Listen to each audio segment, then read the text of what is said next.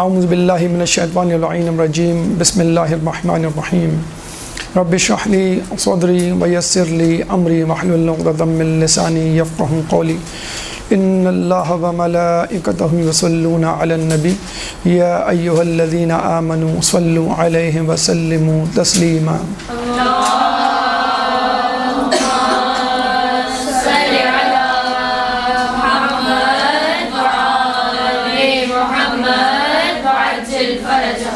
اللہ سبحانہ تعالیٰ قرآن مجید سورہ بقرہ آیت نمبر 148 میں فرماتا ہے اینما تکونوا یأت بکم جمیعا، تم جہاں کہیں بھی ہوگے ہم تمہیں ایک جگہ جمع کر دیں گے۔ مفسرین کے مطابق یہ آیت ان لوگوں کے لیے ہے کہ جو امام زمانہ عجل اللہ تعالی فرجک کے ظہور کے وقت دنیا میں منتشر و متفرق ہوں گے اور ان کو اللہ تعالیٰ ظہور کے اعلان کے بعد جمع کر دے گا۔ امام کے سپاہیوں اور امام کے لشکر میں شمولیت ہر انسان کی، ہر مومن کی خواہش ہے، اور ہم دیکھتے ہیں کہ ہماری کوئی دعا بھی اس سے خالی نہیں ہوتی۔ امام کے ظہور میں تعجیل فرما، ہمیں ان کے انصار و اعوان میں شامل فرما۔ یہ وہ دعا ہے کہ جو ہر مومن کی دعا کا لازمی جز ہے، لیکن اس دعا سے پہلے ہمیں چاہیے کہ ہم اس دعا کی تاثیر اور اس دعا کے تقاضے کو سمجھیں۔ ہم دیکھتے ہیں ہمارے چھٹے امام جعفر صادق علیہ السلام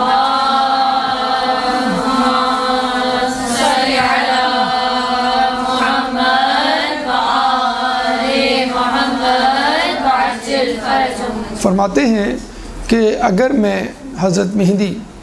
کی زندگی کو پاؤں، ان کے وقت کو پاؤں، تو میں تمام عمر ان کی خدمت میں گزار دوں۔ کہاں امام جعفر صادق، کہاں امام مہدی؟ امام جعفر صادق ان کے جد امجد ہیں، اور امام زمانہ ان کے بیٹے، ان کے پوتے پڑ پوتے اور ان کی نسل سے ہیں، لیکن پھر بھی بڑا مقام بڑے ہونے کے باوجود وہ کہہ رہے ہیں کہ اگر میں اپنے بیٹے کی زندگی کو، اس کے وقت کو پاؤں تو تمام عمر اس کی خدمت میں گزار دوں۔ تو پھر ہم جیسے عاصی گناہگار بدرج اولا اس بات کے مستحق ہیں کہ ہم یہ دعا مانگیں، لیکن ہم یہ سمجھتے ہیں کہ اس دعا کے ساتھ ساتھ ایک اور اہم دعا ہمیں مانگنی چاہیے، اور وہ دعا یہ ہے کہ اے اللہ ہمارے اندر امام زمانہ کی سپاہیوں کی صفات پیدا فرما، کیونکہ جب ہم یہ دعا مانگیں گے تو ہمارے اندر امام زمانہ کے سپاہیوں کی صفات پیدا ہوں گی، تو خود بخود امام زمانہ ہمیں اپنی فوج، اپنے لشکر کے لیے منتخب کر لیں گے، اور جب وہ اپنے فوج کے لیے منتخب کر لیں گے تو خود بخود ان کا ظہور ہو جائے گا۔ تو امام کے ظہور کی تعجیل کی دعا اور امام کی فوج میں لشکریت، امام کے لشکر میں شمولیت کی دعا، یہ ثانوی حیثیت رکھتی ہیں، اور اہم دعا یہ ہے کہ ہم اپنے اندر ان صفات کو پیدا کرنے کی توفیق اللہ تعالیٰ سے طلب کریں کہ جو امام زمانہ کے سپاہی ہونے کے لیے ضروری ہیں۔ اور سپاہی کیا، جب ہم دیکھتے ہیں کہ امام زمانہ کی فوج میں سپاہیوں میں بھی ایک درجہ بندی ہے، جو بلند مقام کے سپاہی ہیں ان کو ہم کمانڈرز کہتے ہیں، اور وہ 313 ہیں، اور ہر فرد، ہر کمانڈر کے پیچھے ہزاروں کی فوج ہے۔ تو اگر آپ کمانڈر ہونے کی دعا مانگے تو یقیناً سپاہی ہونے کی دعا تو خود بخود قبول ہوگی اور اس میں شامل ہو جائیں گے۔ جیسے ایک طالب علم اے گریڈ کی دعا مانگتا ہے تو بی یا سی آ ہی جاتا ہے، پوزیشن کی دعا مانگتا ہے تو پاس ہو ہی جاتا ہے۔ تو ظاہر سی بات ہے امام زمانہ کے سپاہیوں سے زیادہ بلند تر صفات ان لوگوں کی ہیں کہ جو امام زمانہ کے کمانڈرز ہیں، اور ان کمانڈرز میں بھی اول ترین جو کمانڈرز ہیں ان کی صفات یقیناً بلند و پایہ ہیں۔ آج کا درس امام زمانہ کی فوج کے اولین کمانڈر کے حوالے سے ترتیب دیا گیا ہے۔ امام زمانہ کے اولین کمانڈرز کی صفات اور ان کا مختصر سا تعارف اس درس میں آپ کے سامنے پیش کیا جائے گا، اور ان کمانڈرز کی صفات کو اپنے سامنے رکھتے ہوئے ہمیں یہ فیصلہ کرنا ہے، ہمیں یہ تعین کرنا ہے، ہمیں اپنی حیثیت اور مقام کا تجزیہ کرنا ہے کہ ہمارے اندر یہ صفات موجود ہیں یا نہیں۔ تو آئیے چلتے ہیں امام زمانہ کے کمانڈرز کی خصوصیات کی طرف۔ ہماری گفتگو کا موضوع ہے امام زمانہ کے اولین کمانڈرز۔ ایک درود پڑھ دیں محمد وآل محمد پہ۔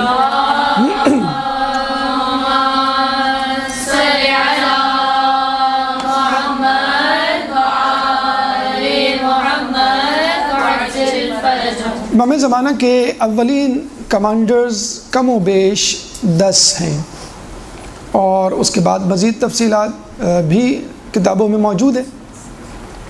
آج ہم ان کمانڈرز کا تذکرہ ایک ایک کر کے آپ کے سامنے پیش کر رہے ہیں، اور کن حالات سے وہ دوچار ہوں گے وہ آپ کے سامنے پیش کریں گے۔ امام زمانہ کے پہلے کمانڈر نبی حضرت عیسیٰ علیہ السلام ہیں۔ آپ کو معلوم ہے کہ امام زمانہ کا انکاؤنٹر، ٹکراؤ 2 قوتوں سے ہوگا۔ ایک قوت، ایک لشکر دجال کا لشکر کہلاتی ہے، اور دوسری قوت، دوسرا لشکر سفیانی کا لشکر کہلاتا ہے۔ امام زمانہ حضرت عیسیٰ علیہ السلام کو دجال کے لشکر کے لیے منتخب کریں گے، اور اس سے مقابلے کے لیے حضرت عیسیٰ اور ان کے لشکر کو روانہ کریں گے۔ اب یہاں یہ سوال پیدا ہوتا ہے کہ امام زمانہ حضرت عیسیٰ کو کیوں منتخب کریں گے دجال کے لشکر کے لیے، اور یہ انتخاب وہ سفیانی کے لشکر کے لیے کیوں نہیں کریں گے؟ تو بہت آسان سا جواب ہے کہ دجال کا لشکر مادیت پرستی کی علامت ہے۔ دجال کا لشکر دنیا پرستی کی دعوت دیتا ہوا نظر آتا ہے، اور لوگوں کو دنیا کی رونقوں کی طرف جذب کرتا ہوا نظر آتا ہے،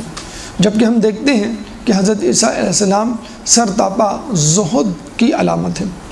انبیاء کی مختلف دور میں مختلف خصوصیات رہی ہیں، کسی نبی میں کوئی خصوصیت زیادہ، کسی نبی میں کوئی اور خصوصیت زیادہ، لیکن زہد کی خصوصیت یعنی دنیا سے بے رغبتی کی خصوصیت جناب حضرت عیسیٰ میں بہت زیادہ رہی ہے۔ اور ہم دیکھتے ہیں جب بھی ہم فضائل علی کا رخ کرتے ہیں تو اکثر ہم یہ کہتے ہیں کہ جس کو زہد عیسیٰ دیکھنا ہو وہ حضرت علی کی ذات کو دیکھے، حضرت علی کی ذات میں اس زہد کو تلاش کرے۔ زہد عیسیٰ اتنا زیادہ اپنے جوبن پہ، اپنے عروج پہ تھا کہ کہا جاتا ہے کہ حضرت عیسیٰ علیہ السلام نے کبھی اپنا گھر نہیں بنایا، تو وہ دنیا کیا کماتے ہیں۔ اچھا، یہ بات جو ہے وہ سلمان فارسی رضی اللہ تعالیٰ عنہ کے لیے بھی کہی جاتی ہے کہ انہوں نے عمر بھر اپنا گھر نہیں بنایا۔ تو انبیاء کی صفات تو ہمارے اصحاب میں موجود ہے، تو مولائے کائنات اور دیگر ائمہ میں تو بدرجہ اولیٰ موجود ہوں گی۔ چنانچہ حضرت عیسیٰ علیہ السلام نے گھر نہیں بنایا اور مسلسل سفر میں رہے، اور اسی وجہ سے وہ شادی بھی نہ کر سکے۔ یہ وجہ نہیں تھی کہ وہ تقویٰ یا زہد یا قرب الہی کی وجہ سے شادی سے دور رہے، اور شادی کرنے سے شاید ان کو تقرب الہی نہ ملتا یا زہد کی اعلیٰ منزلوں پر فائز نہ ہوتے۔ نہیں، مولا کی جسے کہتے ہیں کہ حکمت ہے، مولا کا فرمان ہے کہ زہد یہ نہیں کہ تم چیزوں کے مالک نہ بنو، بلکہ زہد یہ ہے کہ تم چیزیں تمہاری مالک نہ بنیں۔ چنانچہ مغربی ممالک میں اس مسکانسیپٹ کو ترویج دی گئی، اور یہ کہا گیا کہ اگر آپ کو خدا سے قریب ہونا ہے تو شادی سے دور ہونا پڑے گا۔ پھر آپ نے دیکھا کہ وہاں کے معاشرے میں کس طرح بائی پولر ایکسٹریم قسم کے ایٹیٹیوڈز نظر آئے زندگی کے حوالے سے۔ ایک وہ حلقہ جو شادی سے دور، اور ایک وہ گروہ جو شادی کے بغیر زندگی گزارنے پر مجبور، یعنی شادی کے بغیر ہی اختلاط مرد و زن کے لیے وہ اپنے آپ کو آزاد سمجھتا ہے۔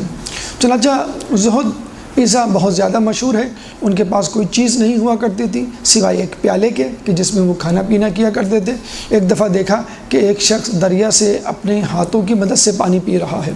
چنانچہ انہوں نے کہا کہ مجھے پیالے کی بھی کیا ضرورت کہ جب اللہ تعالیٰ نے مجھے 2 ہاتھ دیے ہیں۔ چنانچہ اس کے بعد سے انہوں نے 2 ہاتھوں سے پانی پینا اور کھانا کھانا شروع کیا۔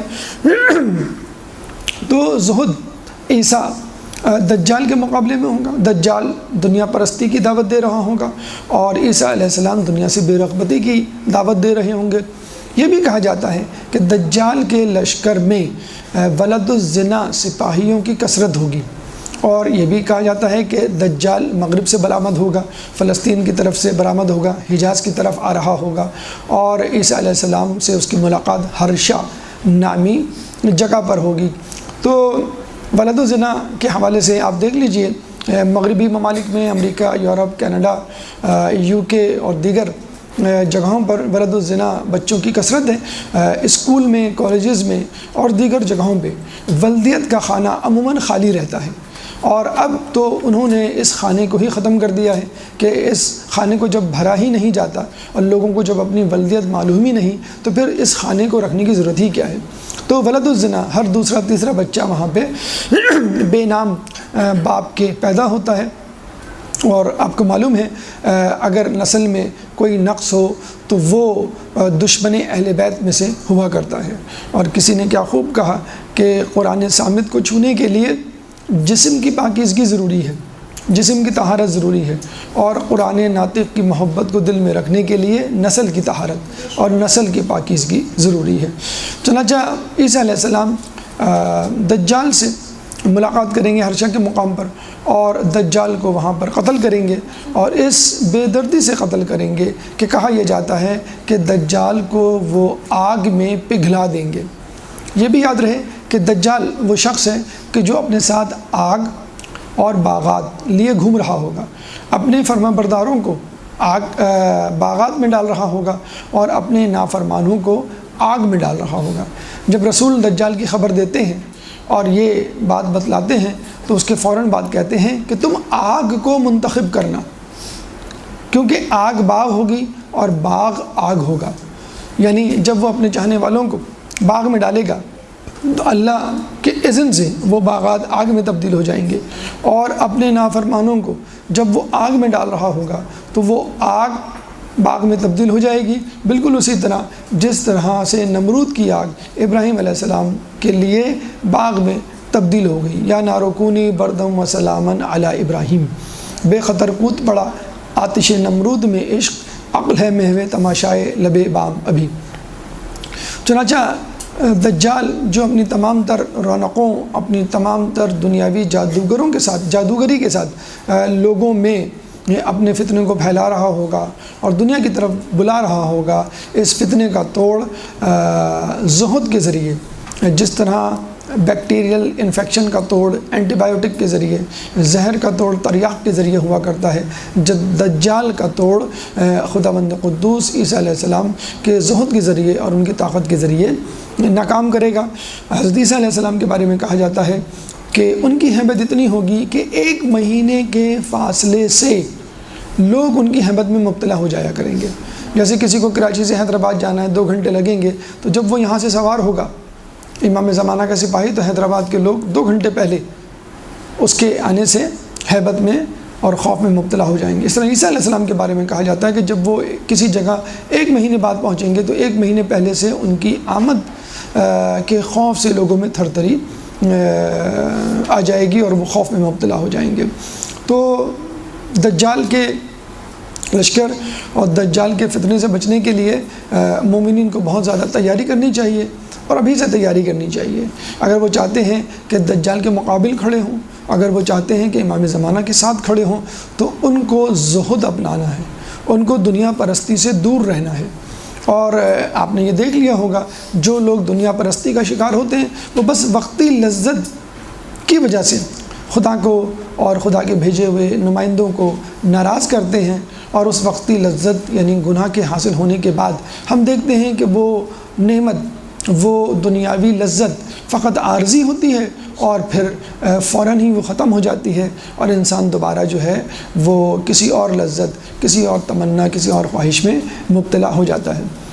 دجال کے بارے میں یہ یاد رکھ لیجئے کہ جو چیزیں اس وقت رونما ہوں گی ان میں بہت ساری چیزیں دھوکہ ہوں گی، بلکہ تقریباً تمام چیزیں دھوکہ ہوں گی۔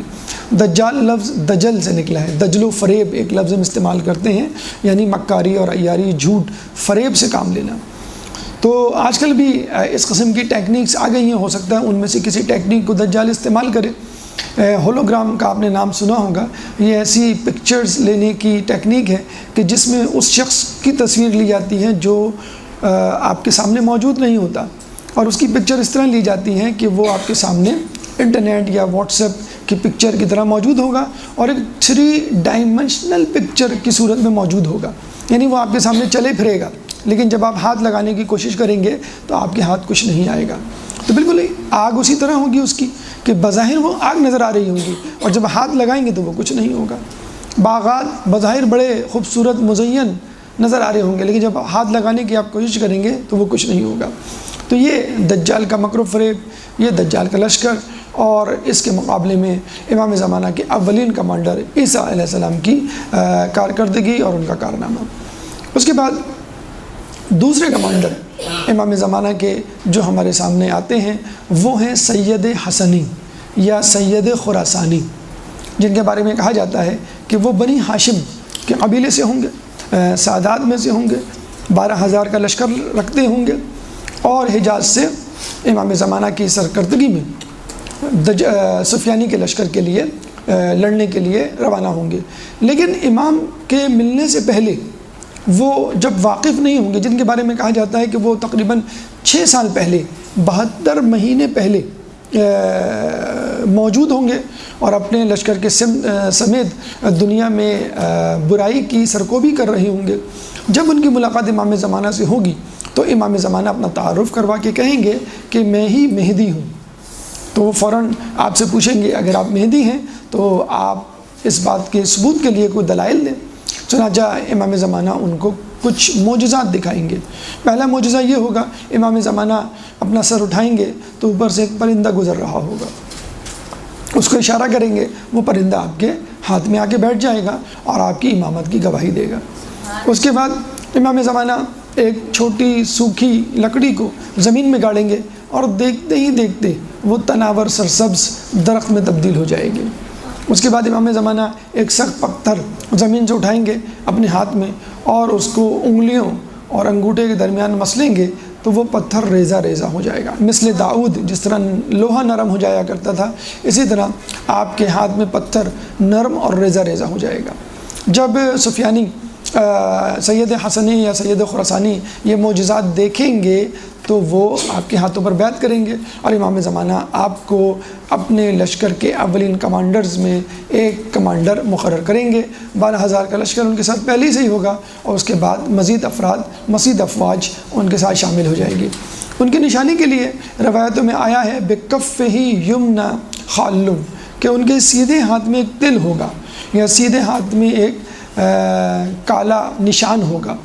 تو یہ بھی ایک نشانی کے طور پہ کہا جاتا ہے۔ یہ سید حسنی یا سید خراسانی ہیں جو امام کے اولین کمانڈرز میں سے ہوں گے، اور آپ نے دیکھا کہ وہ خود بھی ایک عظیم الشان شخصیت کے مالک ہوں گے، کثیر فوج رکھتے ہوں گے، لیکن جب امام زمانہ آ جائیں گے تو بالکل سر تسلیم خم کر لیں گے اور ان کے شاگرد اور ان کی فوج ان کے سپاہی کے طور پر اپنے آپ کو پیش کریں گے اور ان کی بیعت کریں گے۔ یہ نہیں کہ جس طرح ہم دیکھتے ہیں کہ شیطان جو ہے عبادت میں مشغول تھا اور اتنے عرصے عبادت کرنے کے بعد وہ سمجھا کہ بس اب میرے سامنے کوئی بڑا نہیں، اور جب آدم علیہ السلام پیدا ہوئے جنہوں نے ابھی عبادت کرنی ہی شروع نہیں کی تھی اور اس کو کہا گیا کہ تم آدم کو سجدہ کرو تو اس نے انکار کر دیا۔ تو یہ تمازو انکساری آپ کو اپنے ساتھ رکھنا ہے، کتنی ہی بلند پایا شخصیت ہو، کتنی عبادت کے آپ حامل ہوں، جب بھی آپ سے بڑی کوئی شخصیت آپ کے سامنے آ جائے تو آپ کو سر تسلیم خم کرنا ہے، تواضع انکساری کا مظاہرہ کرنا ہے اور اس بزرگ شخصیت کی بیعت کرنی ہے۔ اس کے بعد امام کے لیے جو تیسری شخصیت یا تیسرا کمانڈر ہمیں ملتا ہے وہ ہے شعیب بن صالح۔ شیخ صدوق اپنی کتاب کمال الدین و تمام النعمہ میں لکھتے ہیں غالباً یہ حضرت شعیب علیہ السلام جو پیغمبر تھے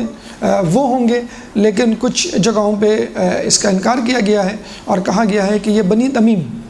یا بنی ہاشم کے قبیلے سے تعلق رکھتے ہوں گے، اور ان کے بارے میں یہ کہا گیا ہے کہ یہ نہایت نوجوان ہوں گے، نوخیز ہوں گے، چھوٹی داڑھی ہوگی، بلکہ کچھ روایتوں میں کہا گیا ہے کہ یہ اتنے کم عمر ہوں گے کہ ابھی داڑھی ہی نہیں نکلی ہوگی، اور 4,000 کا لشکر یہ اپنے ساتھ رکھتے ہوں گے اور سید خراسانی کے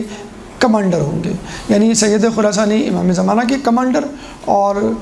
شعیب بن صالح سید خراسانی کے کمانڈر۔ یہاں یہ بات قابل توجہ ہے کہ آپ نہایت نوخیز نوجوان ہوں گے، تو جو نوجوان یہ کہتے ہیں کہ ابھی تو ہم جوان ہیں، ابھی تو ہم ینگ ہیں، ابھی تو ہمیں زندگی کے مزے لینے دیے جائیں، پھر جب امی ابو کی عمر کے ہوں گے، بڑے ہوں گے، جب ذمہ داریاں ہم پہ پڑیں گی تو ہم خود بخود سدھر جائیں گے، اکثر یہ جملہ ماں باپ بھی کہتے ہوئے نظر آتے ہیں کہ بھائی جب ذمہ داریاں پڑیں گی تو خود ٹھیک ہو جائے گا، ابھی جو ہے بہت زیادہ سرزنش نہ کرو، روک ٹوک نہ کرو۔ تو ایسے لوگ شعیب بن صالح کو دیکھیں کہ جو اتنی کم عمری کے باوجود کمانڈر کی پوسٹ کمانڈر کی ذمہ داریاں ادا کرتے ہوئے نظر آتے ہیں۔ اور ویسے بھی ہمارے یہاں قابلیت، عہدہ، منصب، ذمہ داری سن و سال کا پابند نہیں ہے۔ ہمارے یہاں تو 6 مہینے کا علی اصغر بھی میدان کربلا میں شہید ہوتے ہوئے نظر آتا ہے، پھر 4 سال کی سکینہ میدان کربلا میں صبر کرتی ہوئی نظر آتی ہے، پھر جو ہے 13 سال کا قاسم شہادت دیتے ہوئے نظر آتا ہے، پھر جو ہے وہ 21 سال کے علی اکبر، پھر 28 سال کے سید حضرت عباس علمدار، اور پھر 90 سال کے حبیب ابن مظاہر بھی نظر آتے ہیں۔ تو 6 مہینے سے لے کے 91 سال تک کے افراد اور بی بی سکینہ سے لے کے بی بی زینب تک کی خواتین ہمیں جہاد کے میدان میں نظر آتی ہیں، اور سب اپنی اپنی جگہ پر اپنی اپنی نوعیت کا، اپنی اپنی قابلیت اور سکت کے مطابق امام مظلوم کی مدد، امام کی مدد کرتے ہوئے نظر آتے ہیں۔ تو کوئی یہ نہ کہے کہ میں چھوٹا ہوں، کوئی یہ نہ کہے کہ میں بہت بوڑھا ہوں، کوئی یہ نہ کہے کہ میں خاتون ہوں یا میں جو ہوں وہ کم عمر ہوں۔ تو اللہ کے ہاں سن و سال کی نہیں، حوصلے کی، جرت کی، نیت کی اور خلوص کی اہمیت ہوتی ہے۔ اگر یہ چیز آپ نے پیدا کر لی تو اللہ تعالیٰ آپ کو بہت جلد راتوں رات بڑے مقام پر لے جا سکتا ہے۔ یہ 3 حضرت عیسیٰ علیہ السلام، سید خراسانی، شعیب بن صالح کے بعد 4تھے کمانڈر حضرت اسماعیل ابن جعفر صادق علیہ السلام، 6ٹھے امام کے۔ اللہم صلی علی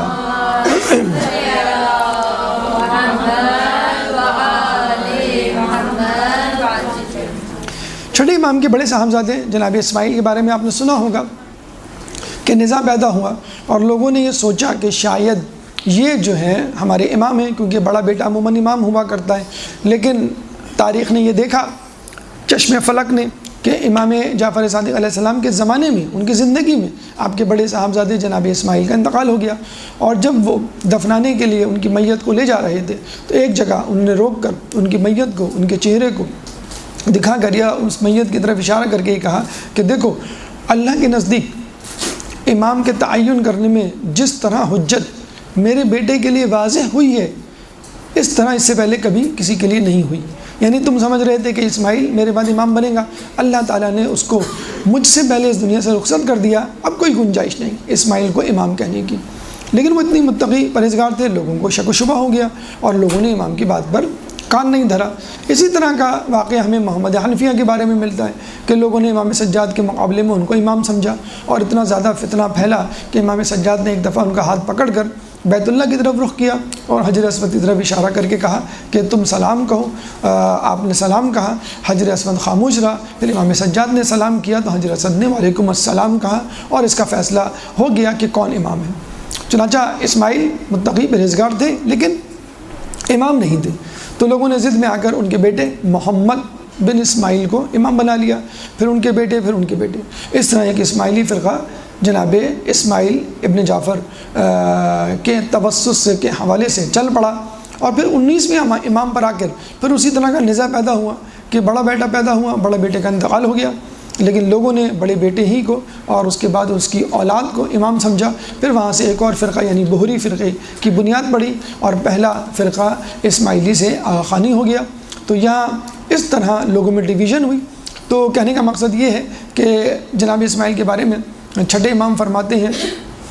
کہ میں نے اسماعیل کے لیے اپنی جگہ کا انتخاب کیا تھا، لیکن اللہ تعالیٰ نے اس کے لیے کسی اور جگہ کا انتخاب کیا۔ اور پھر انہوں نے کہا کہ امام کی ظہور میں 10 اولین کمانڈرز میں بیعت کرنے والوں میں اسماعیل شامل ہوں گے۔ اسماعیل کے ساتھ ایک اور صحابی جو 5ویں امام اور 6ٹھے امام کے صحابی رہ چکے ہیں، عبداللہ بن شریک، وہ جناب اسماعیل کی سرکردگی میں، ان کی رہنمائی میں کمانڈر کا کام انجام دیں گے۔ ان کے بارے میں 5ویں امام کی حدیث ہے کہ میں دیکھ رہا ہوں گویا کہ کالے امامے میں ملبوس ایک شخص یعنی میرا صحابی عبداللہ بن شریک پہاڑ پر چڑھ رہا ہے، اس طرح کے امامے کے دونوں سرے اس کے شانے پر لٹک رہے ہیں اور وہ مسلسل تکبیریں پڑھ رہا ہے۔ تو یہ عبداللہ بن شریک امام کے صحابی ہیں کہ جو اسماعیل بن جعفر کے کمانڈر بنیں گے اور ان کے ساتھ جہاد میں شریک ہوں گے، ان کے ساتھ 4000 کا لشکر ہوگا۔ اس کے بعد چھٹے کمانڈر عقیل اور 7ویں کمانڈر حارث،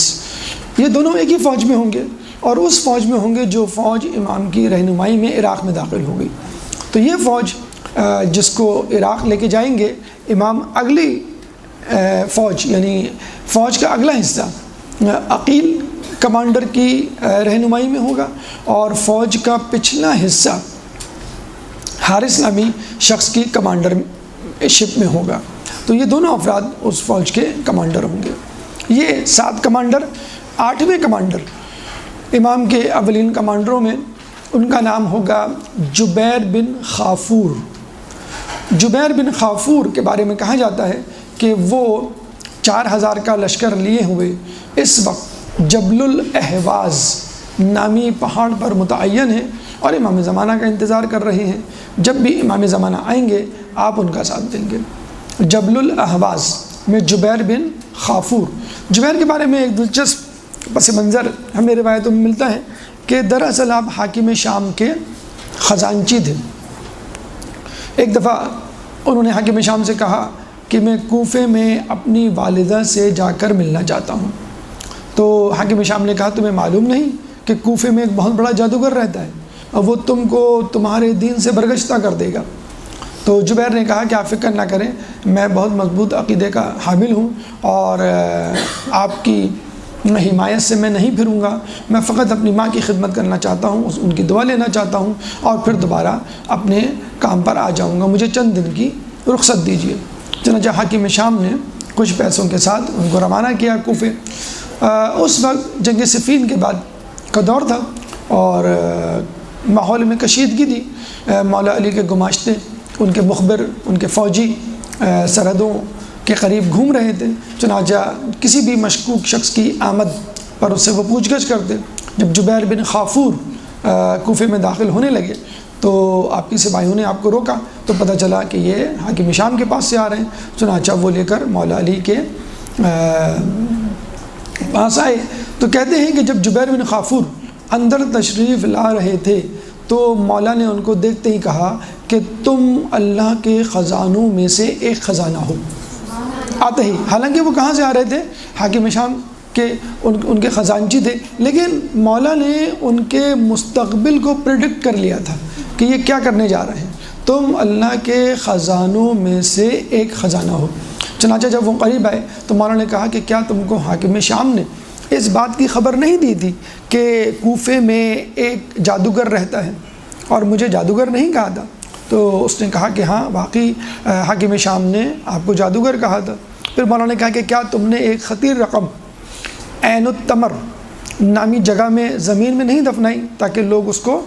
تم سے لوٹ نہ لے؟ تو اس نے کہا کہ ہاں ایسا ہی ہے۔ اور پھر مولا علی نے اپنے آس پاس کھڑے ہوئے اصحاب کو مخاطب کر کے کہا کہ یہ شخص جبل الاحواز میں سے ہے، یعنی یہ جبل الاحواز میں امام زمانہ کی مدد کرے گا۔ جب اس نے یہ خوشخبری سنی اور مولا علی کی غیب کی باتیں سنی تو وہ مولا علی پر ایمان لے آیا اور آپ کو اپنا امام تسلیم کیا۔ اور یہ کہا جاتا ہے کہ وہ اس زمانے سے لے کر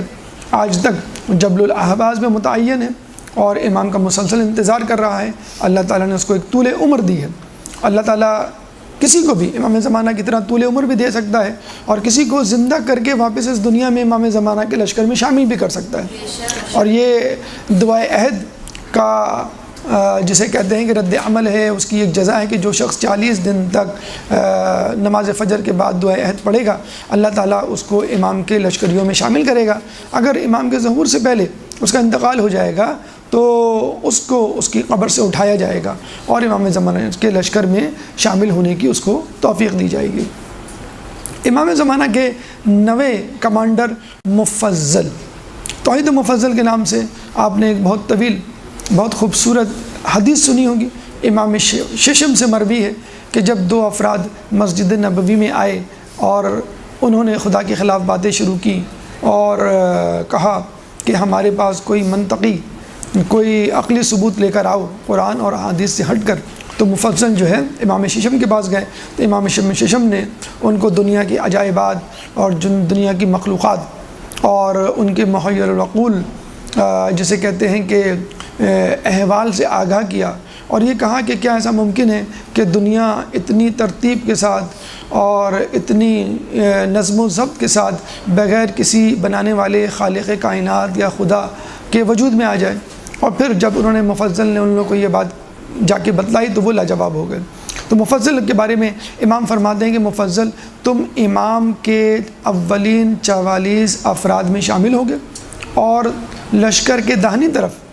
امر بالمعروف و نہی عن المنکر کا فریضہ انجام دو گے، اور اس زمانے کے لوگ بنسبت آج کے زمانے کے تمہاری باتیں زیادہ تسلیم کریں گے۔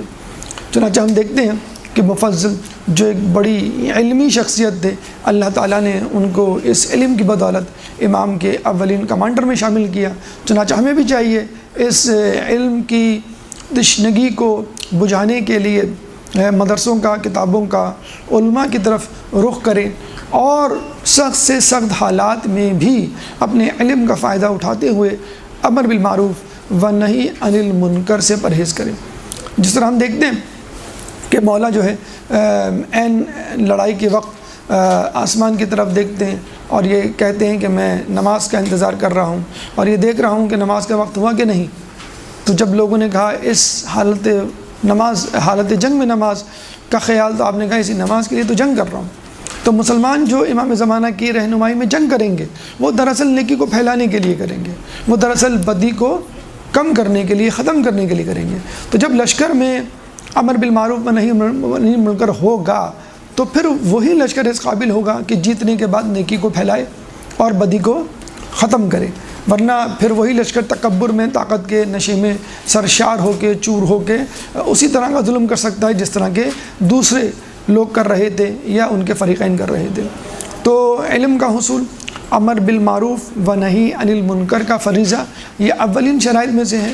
ان لوگوں کے لیے جو امام کے سپاہی بننا چاہتے ہیں، جو امام کے کمانڈر بننا چاہتے ہیں۔ اس کے بعد آخری نام آتا ہے اصحاب کہف کا، جو کہ 7 کی تعداد میں ہے اور 309 سال تک وہ سوتے رہے، اور جب ان میں سے کچھ لوگ اٹھے اور ان کو ہوش آیا تو انہوں نے اپنے لوگوں میں سے ایک فرد کو بازار بھیجا کہ وہ کوئی غذا کا بندوبست کرے، اور جب وہ بازار میں آیا اور لوگوں سے کھانے طلب کیا اور اس کے بدلے میں سکہ دیا تو پتہ چلا کہ یہ سکہ تو بہت پرانا ہے، 309 سال پرانا۔ تو اس نے بتایا تو میں تو اسی زمانے کا ہوں۔ تو لوگ بڑے خوش ہوئے اور کہا کہ اب زمانہ تبدیل ہو گیا، اب تو بڑا رحم دل بادشاہ ہے۔ اب وہ دکاندار اس کو اپنے بادشاہ کے پاس لے جاتا ہے۔ بادشاہ یہ کہتا ہے کہ بھئی تمہارے اور ساتھی کہاں ہیں؟ تو وہ بتلاتے ہیں کہ بھئی میرے اور ساتھی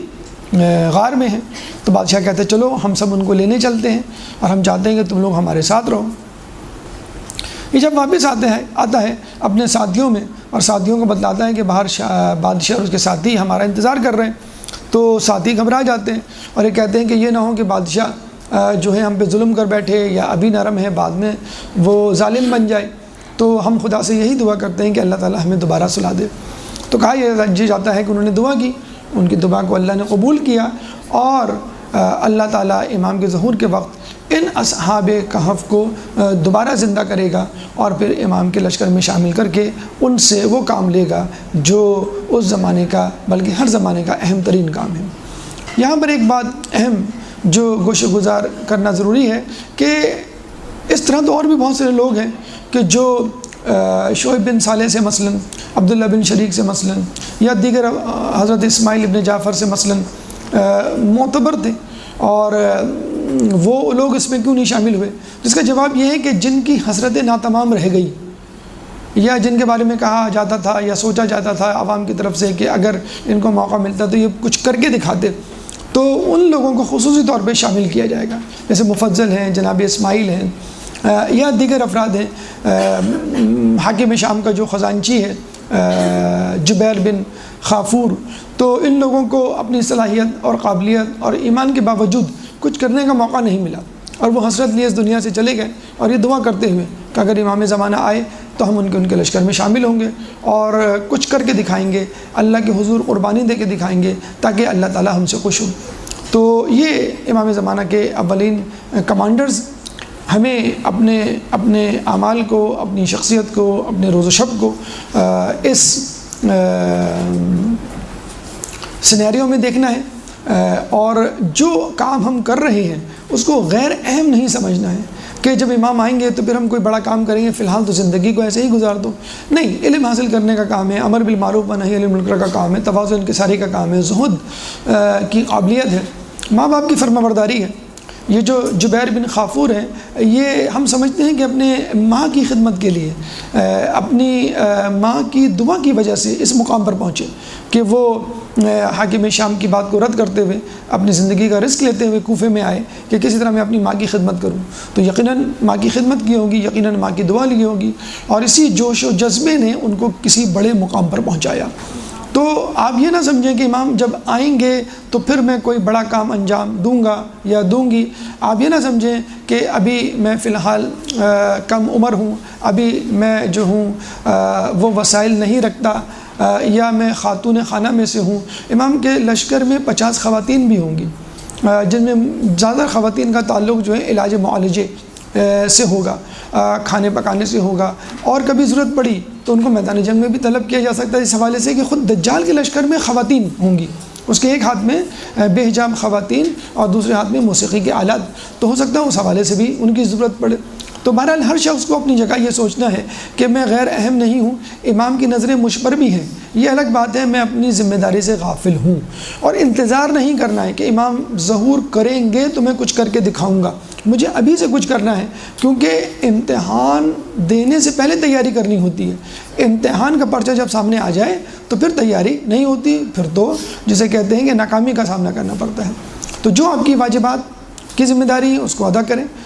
جو گناہوں سے بچنے کی ذمہ داری ہے اس کو ادا کریں. یہی امام زمانہ کے لیے سب سے بڑا تحفہ ہے، یہی امام زمانہ کے لیے سب سے بڑی کامیابی ہے. اللہ تعالیٰ سے دعا ہے کہ جو کچھ پڑھا اور سنا اس پہ عمل کرنے کی توفیق عطا فرما. اللہ تعالیٰ سے دعا ہے کہ ہمیں واجبات کی ادائیگی کی توفیق عطا فرما، منکرات سے دور رہنے کی توفیق عطا فرما. جو پریشان حال ہیں ان کی پریشانی کو دور فرما، جو بے روزگار ہیں ان کو رزق حلال عطا فرما، جو بیمار ہیں ان کو شفاء کلی عطا فرما. مسلمان جہاں جہاں ظلم و ستم کا نشانہ بنے ہوئے ہیں ان سے ظلم و ستم کو دور فرما. جو زندان میں ہیں ان کو رہائی عطا فرما، جو مقروض ہیں ان کے قرضے عطا فرما، جو رشتوں کے انتظار میں ہیں ان کو اچھے رشتے فراہم فرما. امام کے ظہور میں تعجیل فرما، ہمیں ان کے انصار و اعوان میں شامل فرما. ربنا تقبل منا انک انت السمیع العلیم وتب علینا انک انت التواب الرحیم.